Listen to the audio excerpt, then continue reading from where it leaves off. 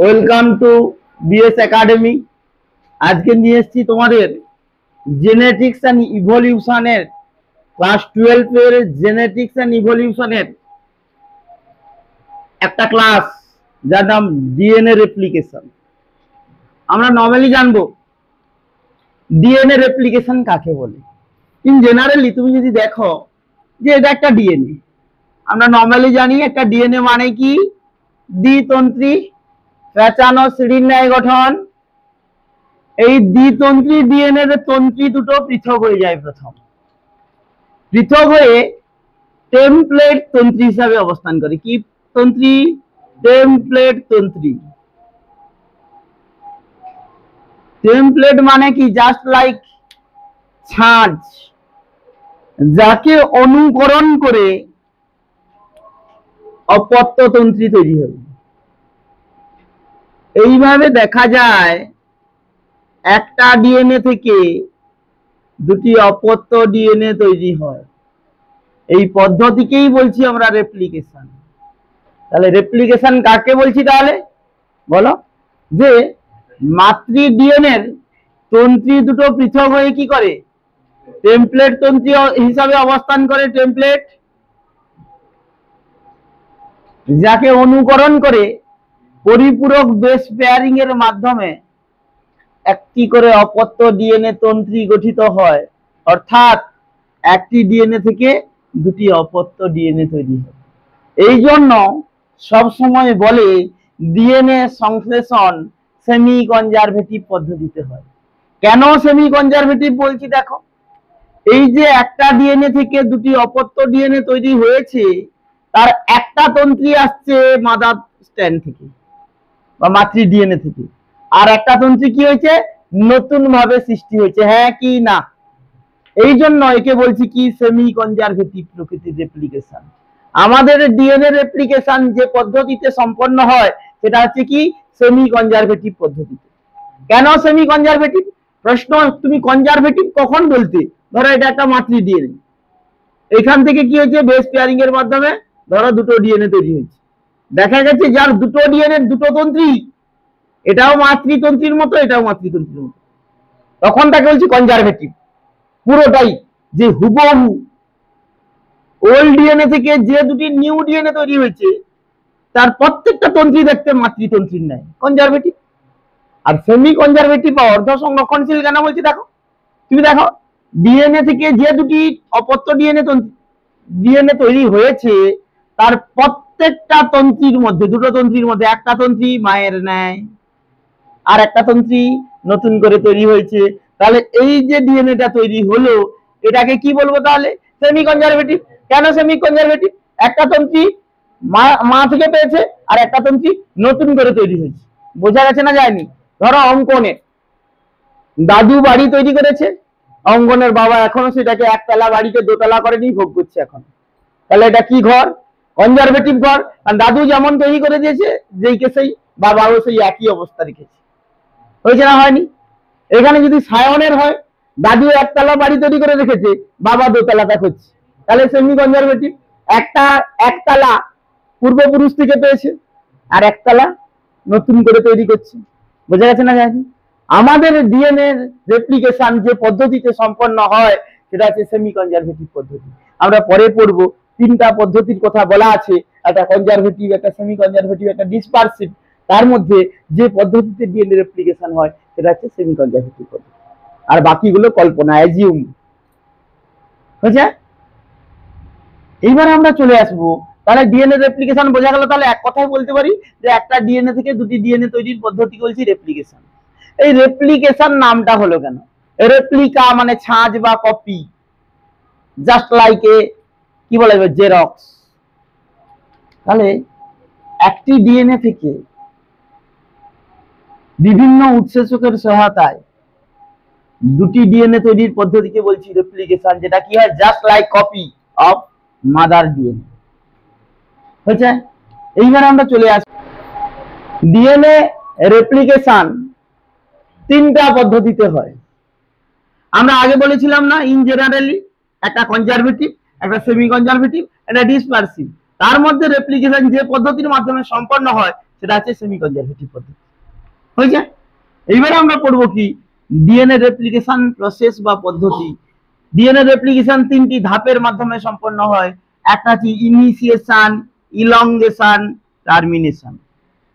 একটা প্রশ্ন আগে শোনো, ইনিশিয়েশন মানে কি? তুমি জানো কোন একটা কাজ করতে গেলে তাকে প্রস্তুতি দশা লাগে, হ্যাঁ? সেরকম ডিএনএ থেকে যে দুটো ডিএনএ তৈরি করব তার আগে আমাকে কি করতে হবে? বিভিন্ন এনজাইম গুলোকে প্রস্তুত করতে হবে, তারপর যাবতীয় যে জিনিসগুলো লাগবে সবগুলোকে প্রস্তুত করতে হবে। মানে all type of requirement which are needed for the DNA synthesis process those are synthesised, নাকি না? প্রশ্ন হচ্ছে কি যে ডিএনএ তৈরির জন্য যে এনজাইম গুলোর প্রয়োজন হয় সেই এনজাইম থেকে শুরু করে যাবতীয় জিনিসগুলো তৈরি হয়ে যায় এই কোথায়? এই বলো এই ইনিশিয়েশন বা বলো প্রারম্ভিক দশায়। আর ইলংগেশনে কি হবে তাহলে? কি মনে হচ্ছে ভাবো না, ইলংগেশনে কি হবে? ইনিশিয়েশনে দেখো এই পর্যন্ত হয়েছে, ইলংগেশনে দেখো অপত্যতন্ত্রীর দৈর্ঘ্যটা বাড়ছে। পরে পড়বো টার্মিনেশন মানে বন্ধ হয়ে যাবে। হয়ে যায়। এটাকে আমরা একটু ভালো করে পড়বো। প্রথম পড়বো ইনিশিয়েশন। দেখো দ্বিতন্ত্রী ডিএনএর যে জায়গায় রেপ্লিকেশনটা শুরু হবে সেই জায়গাটাকে বলছি কি অরি। ধরে নাও এইটা হচ্ছে একটা দ্বিতন্ত্রী ডিএনএ, বোঝা যাচ্ছে না যায়নি? এইটা কি একটা দ্বিতন্ত্রী ডিএনএ যার এই জায়গায় দেখো একটা লালচে দাগ করা আছে। আমাদের প্রশ্ন দ্বিতন্ত্রী দেখাচ্ছে, দ্বিতন্ত্রী ডিএনএ যেখানে রেপ্লিকেশনটা শুরু হবে সেই জায়গাটাকে বলছি এটা ভাবো দ্বিতন্ত্রী ডিএনএ দুটো তন্ত্রী দ্বারা গঠিত আছে। যেখানে রেপ্লিকেশন শুরু হবে সেই জায়গাটাকে বলছি অরিসি। অরি মানে অরিজিন অফ রেপ্লিকেশন, রেপ্লিকেশনের মানে ওই জায়গাটাই শুরু হবে। তাহলে রেপ্লিকেশন যে জায়গায় শুরু হবে তাকে আমরা বলছি কি অরিসি। ভাবো এই জায়গাটা একটা দ্বিতন্ত্রী ডিএনএ, এই জায়গাটা হচ্ছে অরি। ডিএনএ প্রোটিন, ডিএনএ বলে একটা প্রোটিন আছে, ডিএনএ প্রোটিন এই অরিসি অঞ্চলটাকে শনাক্তকরণ করে বা চিহ্নিত করে। একেই বলছি আমরা ইনিশিয়েশনের প্রথম পয়েন্ট আছে দেখো ডিএনএ এর একটি নির্দিষ্ট অঞ্চল চিহ্নিতকরণ। তাহলে কি করলাম? ডিএনএ প্রোটিন এই অরিসি কে চিহ্নিত করে। এবার তুমি ভাবো স্যার অরিসি জিনিসটা কি? তাহলে আমরা জানি ডিএনএ এর ক্ষেত্রে টু টাইপস অফ বন্ড দেখা যায়। কি বন্ড? একটা অ্যাডেনিন, বলো একটা কি বন্ড? এটি বন্ড, আর একটা কি জিসি বন্ড। তো প্রশ্ন হচ্ছে কি আমরা জানি অ্যাডেনিন থাইমিনের সঙ্গে দুটি হাইড্রোজেন বন্ধনীর মাধ্যমে যুক্ত থাকে, আর গুয়ানিন সাইটোসিন কটা হাইড্রোজেন বন্ধনীর মাধ্যমে যুক্ত থাকে? তিনটি হাইড্রোজেন বন্ধনীর মাধ্যমে যুক্ত থাকে।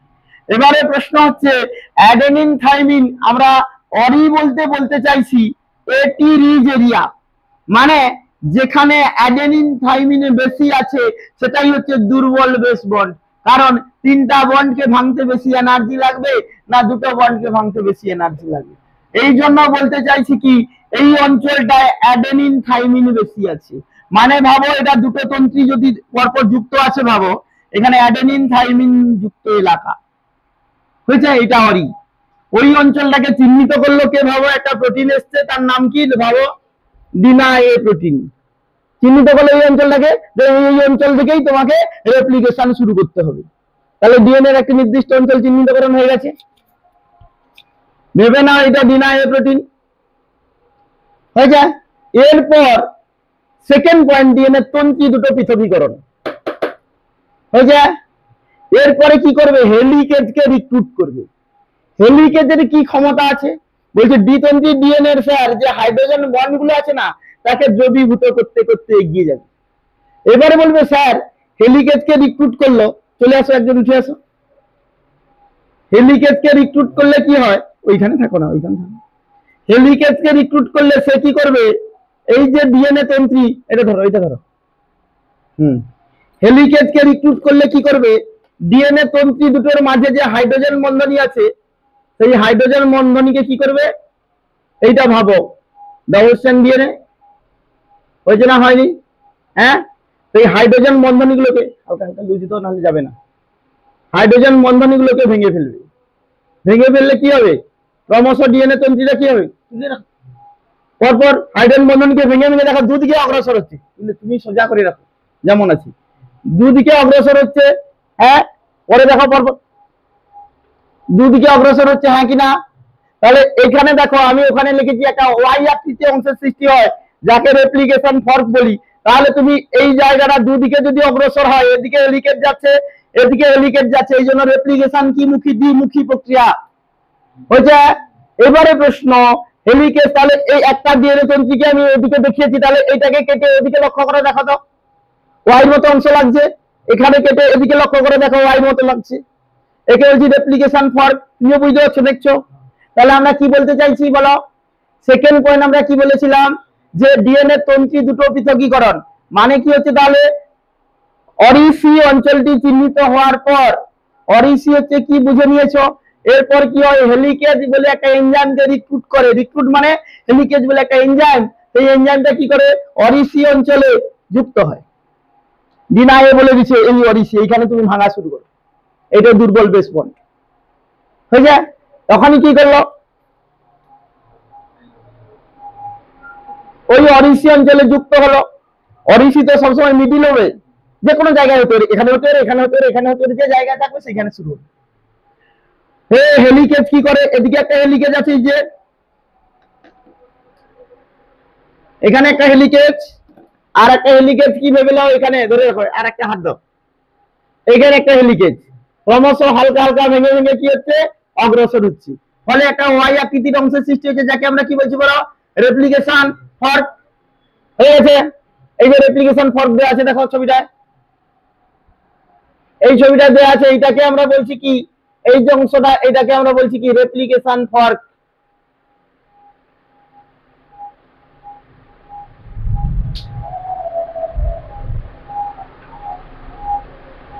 রেপ্লিকেশন ফর্ক হয়েছে।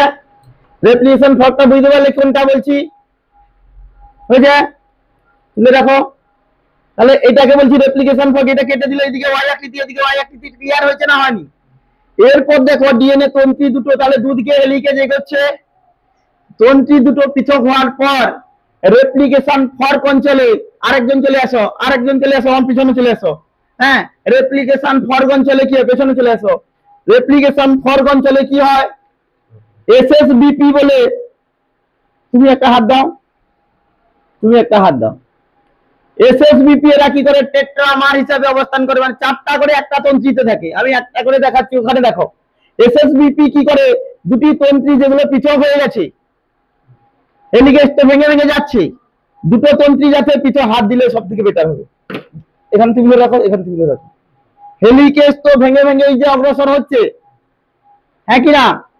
হাতটাকে লুজ করে দাও, হ্যাঁ ব্যাস ছাড়ো। হেলিকেজ ভেঙে ভেঙে অগ্রসর হচ্ছে, কোনটা হেলিকেজ। এসএসবিপি কি করে, যে ভেঙে ভেঙে অগ্রসর হয়েছে, তাহলে এই জায়গাটাতে আবার রিপেয়ারিং হয়ে যেতে পারে, হ্যাঁ কি না?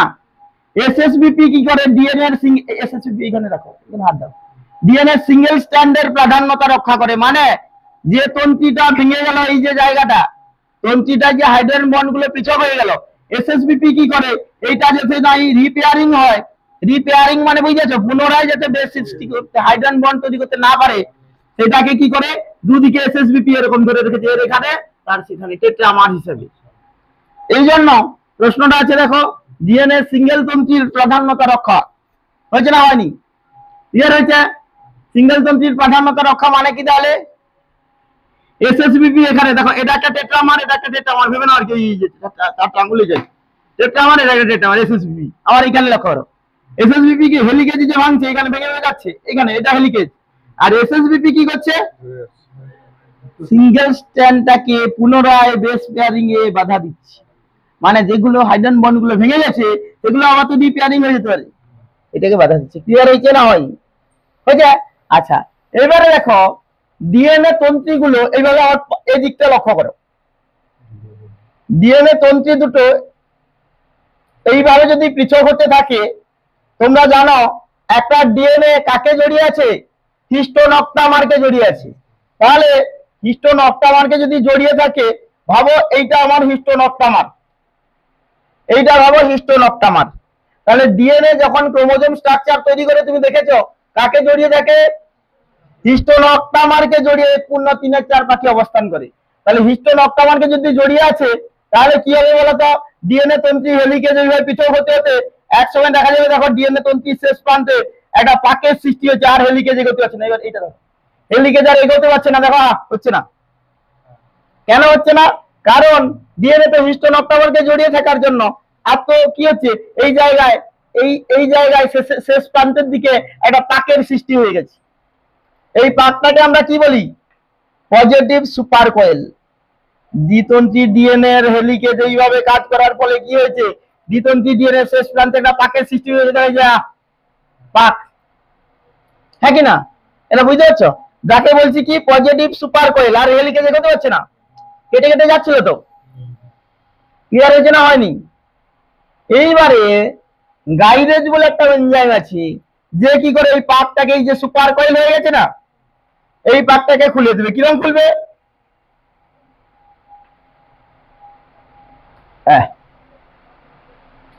তাহলে এই যে খুলে দিল পাকটাকে, একে কি বলবো? Negative super coil. এদিকে লক্ষ্য করো, এই যে লক্ষ্য করো, এই যে এইটাকে আমরা নর্মাল, এটাকে স্ট্যান্ডটাকে নর্মালি কিসে লিখেছিলাম? সিঁড়ির মতো, কিন্তু অ্যাকচুয়ালি এইটা এই যে হেলিকেজের কাজের পর শেষ প্রান্তে দেখো পাকের সৃষ্টি হয়েছে, যাকে আমরা কি বলছি? Positive super coil. গাইরেজ বলে একটা এনজাইম কি করবে? ওই পাকটাকে খুলে দিচ্ছে, একে বলছি কি নেগেটিভ সুপার কয়েল। ক্লিয়ার হয়েছে? তাহলে ফরমেশন অফ দেখো নেগেটিভ সুপার কয়েল গঠন হয়েছে। ক্লিয়ার হয়েছে? এরপর আছে তন্ত্রী দুটো পৃথক হওয়ার পর, এবার ছেড়ে দাও। তন্ত্রী দুটো পৃথক হওয়ার পর কি করব? তন্ত্রী দুটো কিছুটা যে পৃথক হয়ে গেছে, হওয়ার পর প্রাইমেজ বলে একটা এনজাইম আছে যেটা কি করে? আরএনএ প্রাইমার তৈরি করে। কি তৈরি করে? আরএনএ প্রাইমার তৈরি করে। তুমি বলবে স্যার আরএনএ প্রাইমার কি? বলছে আরএনএ প্রাইমার একটা ক্ষুদ্র নিউক্লিওটাইড ডিএনএ খণ্ডক বলতে পারো। এই ডিএনএ খণ্ডকটা যদি প্রথম তন্ত্রী দুটো পৃথক হওয়ার পর, প্রথমে ধরো এখানে থাইমিন আছে, তাহলে অ্যাডেনিন যুক্ত নিউক্লিওটাইডকে দিতে হবে। প্রাইমেজ এনজাইম প্রথম একটা নিউক্লিওটাইডকে যুক্ত করে, যার নাম আরএনএ প্রাইমার। আরএনএ প্রাইমার একটা ডিএনএ খণ্ডক, একটা নিউক্লিওটাইড যুক্ত ডিএনএ খণ্ডক। হয়েছে না হয়নি? এইটাকে যুক্ত করলাম। তাহলে আরএনএ প্রাইমার কে সৃষ্টি করে? 2018 সালে এসেছিল তোমাদের নরমাল পরীক্ষায়, এইচএস পরীক্ষায়। আরএনএ প্রাইমার সৃষ্টি করে কে? Primase enzyme. হয়েছে না হয়নি? প্রাইমেজ এনজাইম আরএনএ প্রাইমার সৃষ্টি করলো, ফলে কি হলো? আরএনএ প্রাইমার সৃষ্টি হয়ে গেল। এই আরএনএ প্রাইমার না হলে রেপ্লিকেশন শুরু হবে না। প্রথম তোমরা ভাববে একটা বাড়ি তৈরি যখন ভিত কাটা হয়, নরমালি কি করে বলতো? আমাদের হেড মিস্ত্রি বা ঠাকুর মশাই এসে একটা ইটকে পূজা করে না, ভিত পূজা, ওইটা ভাবো আরএনএ প্রাইমার হয়ে যায়। তারপর ওইটা দেওয়ার পর কি করবে? আবার অন্যান্য মিস্ত্রিরা কি করবে? তারপর ইট গেঁথে গেঁথে গেঁথে গেঁথে গেঁথে গেঁথে পরপর যুক্ত করে করে বাড়ি তৈরি করবে। আর এখানে কি হবে? ইলংগেশনে। এই ভালো করে শোনো, অ্যাডেনিন আছে, এই থাইমিন যুক্ত নিউক্লিওটাইডকে নিয়ে আসো, নিয়ে আসো, নিয়ে আসো, যুক্ত করে দেবে। এই থাইমিন আছে, অ্যাডেনিনকে নিয়ে আসো, অ্যাডেনিন আছে, গুয়ানিনকে, আরে থাইমিনকে নিয়ে আসো। এইভাবে যুক্ত করে করে এগোবে। হেলিকেজ যেখানে ভেঙে ভেঙে যাচ্ছে ওখানে যুক্ত করে করে এগোবে। ওইটাই তো ইলংগেশন। পরে আসবে। হয়েছে না হয়নি? ফার্স্ট এবারে পড়ার মুডে চলে আসছি, যেটা বলছি কি ইনিশিয়েশনে আমরা বলেছিলাম কি, ওটা কি আর বলতে হবে? ডিএনএ তন্ত্রী, ডিএনএর অরিসি অঞ্চল চিহ্নিতকরণ আমরা বলে দিয়েছিলাম। কি বলেছিলাম? যে প্রোক্যারিওটিক কোষের ক্ষেত্রে যে অংশে রেপ্লিকেশন শুরু হয় তাকে বলছি অরিজিন অফ রেপ্লিকেশন বা অরিসি। প্রকৃতপক্ষে অরিসি হলো দুর্বল বেশ বন্ধন যুক্ত এলাকা, অর্থাৎ কি এটি রিজ এরিয়া, অ্যাডেনিন থাইমিন যুক্ত অঞ্চল। এইবারে পরের পয়েন্ট কি বলছি? ডিনাই এ প্রোটিন এই অঞ্চলটাকে চিহ্নিত করে। তাহলে ডিএনএ অরিসি চিহ্নিত হয়ে গেল। তারপর বলছি ডিএনএ তন্ত্রী দুটো পৃথকীকরণ। এরপর হেলিকেজ উৎসেচক ওই অরিসি অঞ্চলের সঙ্গে যুক্ত হবে, যুক্ত হয়ে কি করবে? হাইড্রোজেন বন্ড গুলোকে দ্রবীভূত বা ভাঙবে, ফলে কি হবে? ডিএনএটাকে দেখতে একটা কার মতো লাগবে, ওয়াই আকৃতির অংশের সৃষ্টি হবে, যাকে বলছি রেপ্লিকেশন ফর্ক। এরপর আসছে কি এসএসবিপি বলে একটা প্রোটিন আছে। এই এসএসবিপি প্রোটিন, একে কেন বলছি দেখো, সিঙ্গল স্ট্যান্ড বাইন্ডিং প্রোটিন, মানে এই প্রোটিনটা টেট্রামার হিসাবে অবস্থান করে, একটা একটা তন্ত্রীতে যুক্ত হয়। এই জন্য single strand binding protein, this protein bind the single strand of DNA, that is why it is called single strand binding protein. আর এটা একটা যে টেট্রামার, টেট্রামার মানে 4টা ইউনিট দ্বারা গঠিত হচ্ছে। এ কি করবে বলছে, এই যে তন্ত্রীগুলো যেগুলো ভেঙে গেছে, হেলিকেজ ভেঙে ভেঙে যাচ্ছে, ওগুলো তো আবার রিপেয়ারিং হয়ে যেতে পারে, হাইড্রোজেন বন্ড ফরমেশনে বাধা দেবে। তাহলে কি করবে, এটা সুন্দরভাবে বোঝা যায়। ভাবো একটা বাঁশকে কি করে, যখন বাতা তৈরি করবে, বাঁশের ভেতরে কোনো কি হয়, কাটারি বা কোনো একটা ঢুকিয়ে কি করে বাঁশটাকে ফাটিয়ে ফাটিয়ে নিয়ে যায়। বাঁশের যে গাঁটগুলো হচ্ছে হাইড্রোজেন বন্ড হয়েছে, ফাটিয়ে ফাটিয়ে নিয়ে যাচ্ছে, মানে কি সেখানে কি হচ্ছে, সেখানে কাটারিটা হচ্ছে কি, বা যেটাকে আমরা ব্যবহার করি সেল টাইপের একটা, তাকে বলছি গাঁতি বা সেল টাইপের, সেটা হচ্ছে কি হেলিকেজ হয়েছে। হেলিকেজের কাজের সুবিধার্থে কিছু লোক কি করে বলতো, একটা লোক পা দিয়ে ধরে রাখে আর একজন হাত দিয়ে এরকম তুলে রাখে না, যাতে নাতিটা ভালোভাবে চলে। এইটা হচ্ছে এসএসবিপি,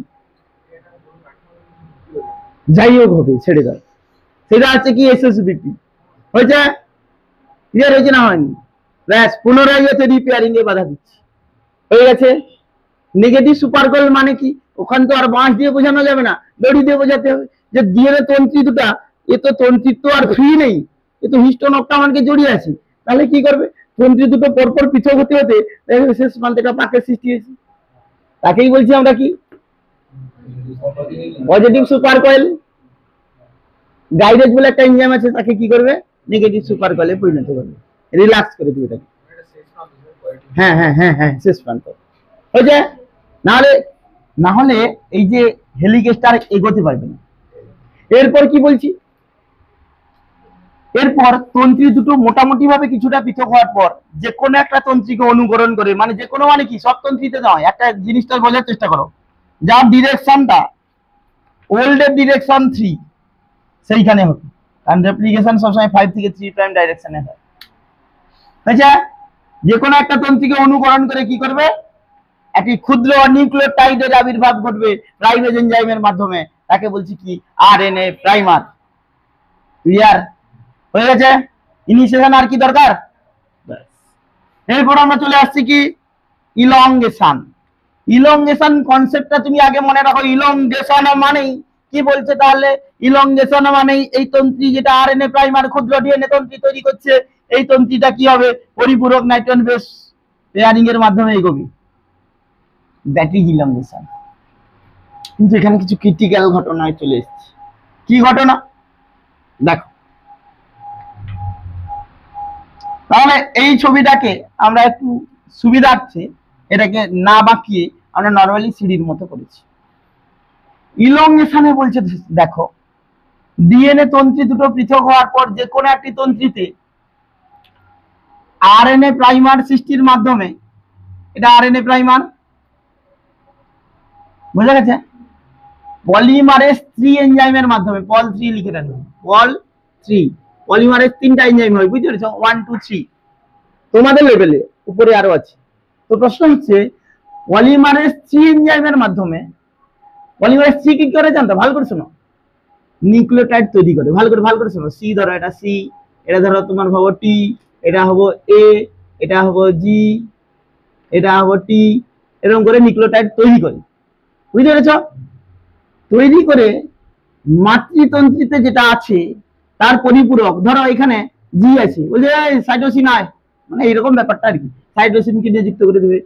টি আছে অ্যাডেনিনকে নিয়ে যুক্ত করবে, সি আছে গুয়ানিনকে নিয়ে যুক্ত করবে, জি আছে সাইটোসিনকে নিয়ে যুক্ত করবে, মানে পরিপূরক বেস পেয়ারিং এর মাধ্যমে কি করে, নতুন একটি তন্ত্রী তৈরি করে, যার নাম লিডিং স্ট্যান্ড।